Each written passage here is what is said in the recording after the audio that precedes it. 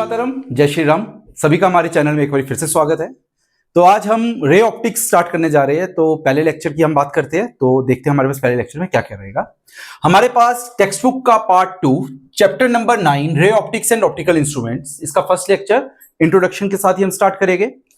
तो optics start करने के लिए हमारे पास सबसे पहली चीज जो हमें चाहिए that is what is optics. ठीक है, आपके पास टर्म ऑप्टिक्स क्या कहती है इसको जरा समझिएगा। एनीथिंग एसोसिएटेड विद लाइट और इट्स एनर्जी, उसको हम ऑप्टिक्स के साथ रिलेट करेंगे। ठीक है, अब ऑप्टिक्स में हमारे पास दो कैटेगरीज है। पहली कैटेगरी है हमारे पास रे ऑप्टिक्स। ठीक है, रे ऑप्टिक्स को एक और टर्म्स में रिप्रेजेंट किया जाता है, वो है geometrical optics.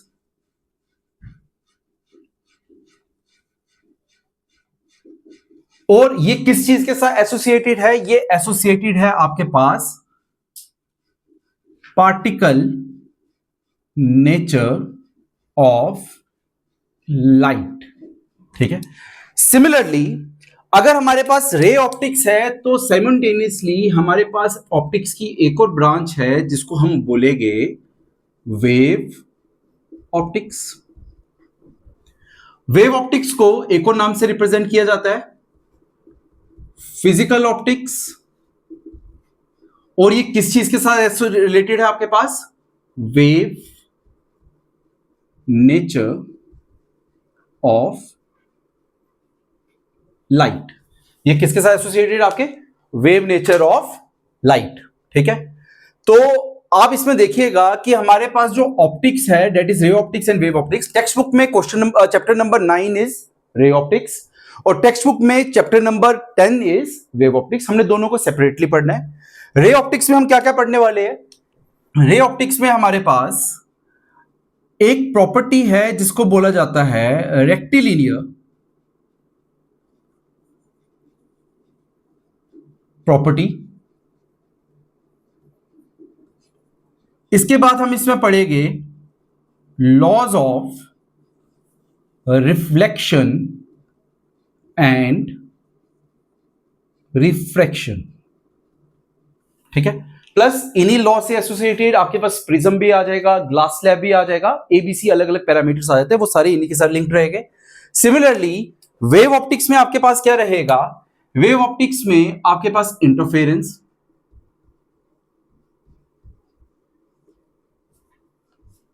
Diffraction and polarisation. Interference, diffraction and polarisation, ये हमारे पास इसका इंट्रोडक्शन है कि हमारे पास ऑप्टिक्स है, लाइट एनर्जी के साथ ये एसोसिएटेड रहेगा। ऑप्टिक्स में दो ब्रांचेस में हम इसको कंसीडर करेंगे, रे ऑप्टिक्स जो हम चैप्टर नंबर 9 में पढ़ेंगे, वेव ऑप्टिक्स जो हम चैप्टर नंबर 10 में पढ़ेंगे। जो रे ऑप्टिक्स है ये आपके साथ पार्टिकल नेचर ऑफ लाइट के साथ लिंक्ड है और जो वेव ऑप्टिक्स है ये आपके वेव नेचर ऑफ लाइट के साथ लिंक्ड है। इसका मतलब लाइट हैज ड्यूल नेचर, उसके पास पार्टिकल नेचर भी है और वेव नेचर भी है रिस्पेक्टिवली। ये चीज हम ड्यूल नेचर वाले चैप्टर में भी पढ़ेंगे। ठीक है, अब नेक्स्ट चीज जो इसमें हमने सीखनी है, जो पढ़नी है, जो हमारे पास है, वो क्या है? हमारे पास लाइट। ऑप्टिक्स की इंट्रोडक्शन आपके पास क्लियर होगी, आपको क्या क्या चीजें इसमें देखनी है, पढ़नी है, वो सब चीजें आपको क्लियर होगी। नेक्स्ट हमारे पास कंडीशन क्या है इसमें? लाइट। देखिएगा यहां पे लाइट। अगर लाइट की टर्म में बात करें तो ये हम 8th क्लास में भी पढ़ते हैं फिजिक्स में और 10th क्लास में भी हम फिजिक्स में पढ़ते हैं। तो लाइट को अगर सिंपली रिप्रेजेंट करना हो, it is an EMW,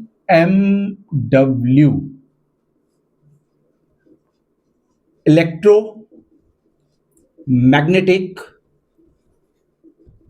wave. ठीक है, light is an electromagnetic wave, मतलब आपके पास जो लाइट एनर्जी है उसमें मैग्नेटिक एनर्जी भी है और इलेक्ट्रिक एनर्जी में, मतलब वो इलेक्ट्रिक फील्ड की फॉर्म में भी उसके पास एनर्जी एग्जिस्ट करती है और मैग्नेटिक फील्ड में भी एनर्जी एग्जिस्ट करती है। और ह्यूमन बॉडी में एक इलेक्ट्रोमैग्नेटिक डिवाइस है जो लाइट से बहुत ज्यादा रिस्पॉन्स करता है, वो है हमारे पास आईज। अब ह्यूमन आई जिस फॉर्मेट में लाइट के साथ रिस्पॉन्स करती है उसको बोला जाता है विबग्योर। वॉयलेट से लेके रेड कलर तक की लाइट को रिप्रेजेंट किया जाता है।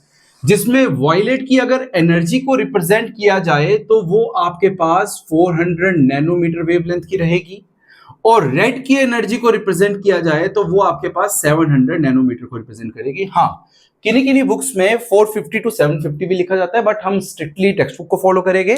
तो वहां पे वो बताता है कि जो आपके पास लाइट की विजिबल स्पेक्ट्रम है उसकी जो रेंज है वो 400 नैनोमीटर से 700 नैनोमीटर तक रहेगी। हाँ, अगर हम रेड के बियॉन्ड चले जाए तो यहां पे आपने IR इंफ्रारेड की टर्म सुनी होगी, और वॉयलेट के और ऊपर चले जाए तो यहाँ पे यूवी नाम की एक आपने टर्म सुनी होगी, अल्ट्रावायलेट।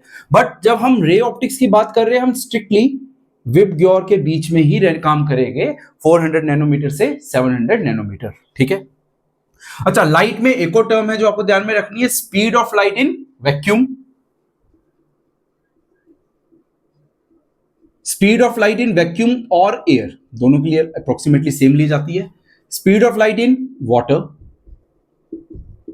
और speed of light in glass.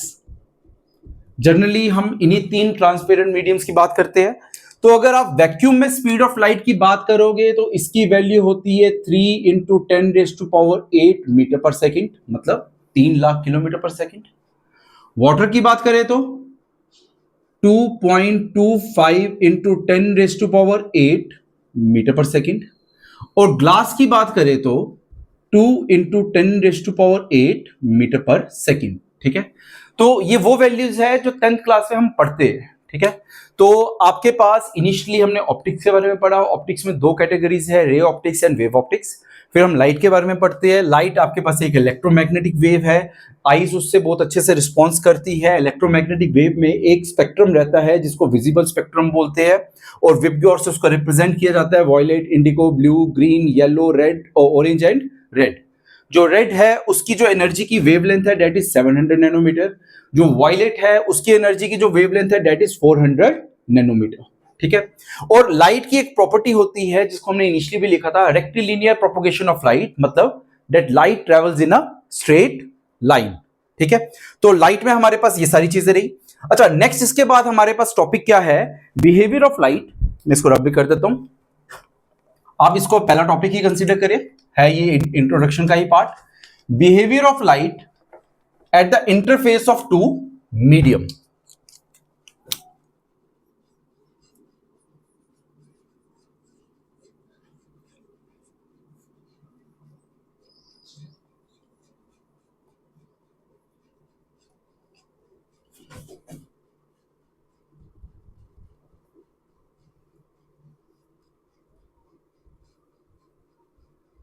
Behaviour of light at the interface of two medium. अब इस पार्ट को समझिएगा, हम एक डायग्राम के थ्रू समझेंगे कि इसमें क्या चीजें बताता है, इसको रिलेट करते हैं। लेट इट बी, ये आपके पास मीडियम इंटरफेस है। अगर मीडियम इंटरफेस है इसका मतलब ऊपर वाले मीडियम की कुछ और ऑप्टिकल डेंसिटी है, नीचे वाले मीडियम की कुछ और ऑप्टिकल डेंसिटी है, और इस चीज को अगर मैथमेटिकली रिप्रेजेंट करना हो तो एक टर्म से रिप्रेजेंट किया जाता है जिसको बोला जाता है रिफ्रैक्टिव इंडेक्स। तो 11th 10th क्लास में आपने इसको म्यू से रिप्रेजेंट किया होगा, 12th क्लास में टेक्स्ट बुक ने इसको एन से रिप्रेजेंट किया जाता है, एग्जाम में किसी भी तरीके से पूछ सकते हैं। तो बाय डेफिनेशन इसका मतलब क्या हुआ, speed of light in vacuum to the speed of light in medium, और यहां पे भी speed of light in vacuum to the speed of light in medium. Medium 1 और मीडियम 2 के हिसाब से हमने डिस्टिंग्विश किया हुआ है, तो ऊपर वाले मीडियम को हमने 1 से रिप्रेजेंट कर दिया, नीचे वाले मीडियम को हमने 2 से रिप्रेजेंट कर दिया। तो अब होगा क्या, अब आपके पास एक इंसिडेंट लाइट आएगी। ठीक है, ये आपके पास एक इंसिडेंट लाइट, जिस पॉइंट पे इंसिडेंट लाइट उस इंटरफेस को टच करेगी इसको बोला जाता है पॉइंट ऑफ इंसिडेंस। ठीक है, और जहां पे भी पॉइंट ऑफ इंसिडेंस होगा वहां पे क्या बनेगा, एक इमेजिनरी परपेंडिकुलर लाइन होती है जिसको हम नॉर्मल के नाम से जानते हैं। सबको याद होगा ये। ठीक है, अब आप थोड़ा सा ध्यान दीजिएगा, अगर आपने कभी एक ट्रांसपेरेंट ग्लास देखा हो या फिर किसी झील के पास या फिर किसी पॉन्ड के पास आपने पानी में देखने की कोशिश की होगी, तो वहां पे साइमल्टेनियसली दो चीजें होती है। दो चीजें क्या होती है, एक तो ये कि आपको उसमें अपनी रिफ्लेक्शन दिखना शुरू हो जाती है, दूसरी ये उस मीडियम के अंदर क्या है वो चीज भी आपको दिखती है। जैसे कि प्रेजेंटली अगर आप मेरी स्पेक्स की बात करोगे, आपको यहाँ पे विंडोज की रिफ्लेक्शन भी दिख रही है और इस मीडियम के थ्रू मेरी आईज भी दिख रही होगी। तो यहाँ पे साइमल्टेनियसली रिफ्लेक्शन भी हो रही है और रिफ्रैक्शन भी हो रही है। तो ये एक पार्ट जो हम यहां पे देख रहे हैं, दैट पार्ट इज रिफ्लेक्शन, कि इस पॉइंट ऑफ इंसिडेंस में आते ही ये अपने ही मीडियम में वापस चले गया, और एट द सेम टाइम जब ये रेयर से डेंसर मीडियम की ओर जा रहा है तो यहां पे लाइट की कुछ ना कुछ बेंडिंग भी दिखेगी। मैं नेमिंग कर देता हूं इसकी ताकि चीजें आपके लिए थोड़ी सी इजी रहे। इस पॉइंट को हम ओ ले लेते हैं, पॉइंट ऑफ इंसिडेंस। इस पॉइंट को हम ए ले लेते हैं, इस पॉइंट को बी ले लेते हैं, और इस पॉइंट को सी से रिप्रेजेंट करते हैं। ठीक है, अब आपके पास देखना ए ओ क्या है। ए ओ क्यों क्या बोलेंगे हम? Incident ray. ओ बी क्या है आपके पास? Reflected ray. ओ सी क्या है आपके पास? रिफ्रैक्टेड रे। ठीक है, अब एम एन, एम एन आपके पास एक इमेजिनरी परपेंडिकुलर लाइन है, इसको हम यहां पे क्या लिख देते हैं? M N. ये क्या है आपके पास? नॉर्मल। ठीक है, अब नॉर्मल और इंसिडेंट रे के साथ जो एंगल बन रहा है इसको एंगल ऑफ इंसिडेंस बोला जाएगा। नॉर्मल और रिफ्लेक्टेड रे के साथ जो एंगल बन रहा है इसको एंगल ऑफ रिफ्लेक्शन बोला जाएगा। नॉर्मल और रिफ्रैक्टेड रे के साथ जो एंगल बन रहा है इसको एंगल ऑफ रिफ्रैक्शन बोला जाएगा। हमारे पास तीन एंगल्स है यहां पे। एंगल ऑफ इंसिडेंस, दूसरा एंगल ऑफ रिफ्लेक्शन, तीसरा एंगल ऑफ रिफ्रैक्शन। ठीक है, इस चीज का जरूर ध्यान रखना, एंगल ऑफ रिफ्लेक्शन अलग है, एंगल ऑफ रिफ्रैक्शन अलग है। ठीक है, तो ये हमारे पास एक बिहेवियर है, जब भी आपके पास रे ऑफ लाइट किसी मीडियम इंटरफेस में पड़ती है तो वहां पे ऑप्टिकली साइमल्टेनियसली दो चीजें हो रही है। एक, वहां पे रिफ्लेक्शन भी हो रही है, दूसरा वहां पे रिफ्रैक्शन भी हो रही है, तीसरी यहां पे एक और चीज है, that is absorption. But absorption को हम ऑप्टिक्स में ज्यादा लिंक नहीं करते, तो हमारे पास यहाँ पे दो ही चीजें रहेगी जिसमें हम फोकस करेंगे। बट प्राइमरी यहाँ पे तीन चीजें हो रही है, यहाँ पे रिफ्लेक्शन भी हो रही है, रिफ्रैक्शन भी हो रही है, और एब्जॉर्प्शन भी हो रही है। ठीक है, तो behaviour of light at the interface of two medium में हमने यही चीज समझने वाली थी, और मोर इंपॉर्टेंटली हमने यहां पे एन को इंट्रोड्यूस किया है। रिफ्रैक्टिव इंडेक्स क्या होता है, जब रिफ्रैक्शन स्टार्ट करेंगे वहां पे हम इसको डिटेल में पढ़ेंगे। मीनवाइल इसका क्या फॉर्मूला होता है, क्या डेफिनेशन होती है, आप यहां से कंक्लूड कर सकते हो। ठीक है, तो हमारे पास नेक्स्ट टॉपिक रहेगा लॉज ऑफ रिफ्लेक्शन। तो यहां पे कुछ चीजें मैं रब कर लेता हूं, इंट्रोडक्शन, वहां पे हेडिंग भी चेंज कर लेते हैं, तब तक आप भी देखिएगा साथ में।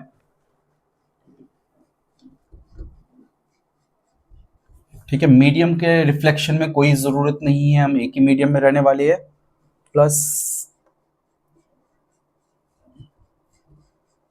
ठीक है, अब हमारे पास जो डायग्राम है, नेक्स्ट हमारे पास टॉपिक क्या है? Laws of reflection. 10th class में सबने पढ़ा होता है, 8th क्लास में भी किसी किसी जगह स्कूल में पढ़ाया होगा, तो that part is very important और बहुत ज्यादा इजी पार्ट है। बट अब हमारे पास एक मिरर है, let it be X Y. X Y is a mirror, मैं यहां पे मेंशन कर देता हूं। अब आर डैश की हमें जरूरत नहीं है, और रिफ्रैक्टेड रे की भी हमें जरूरत नहीं है। ठीक है, अब हमारे पास यहां पे एक और टर्म आ जाएगी, क्या? X Y plane mirror. ठीक है, अब लॉज ऑफ रिफ्लेक्शन दो है। पहला लॉ वो कहता है कि रिफ्लेक्टेड, लॉज ऑफ रिफ्लेक्शन में आपके पास सेम चीज, वही प्रोसीजर पीछे वाला, incident ray, reflected ray, I और R, angle I should be equal to angle R. Laws of reflection का एक रूल है, जहां पे भी नॉर्मल रहेगा वहां पे जो एंगल आई होगा वो किसके बराबर होगा? एंगल आर के बराबर। सेकेंड लॉ क्या कहता है? That is a theoretical law. Incident ray comma reflected ray normal at the point of incidence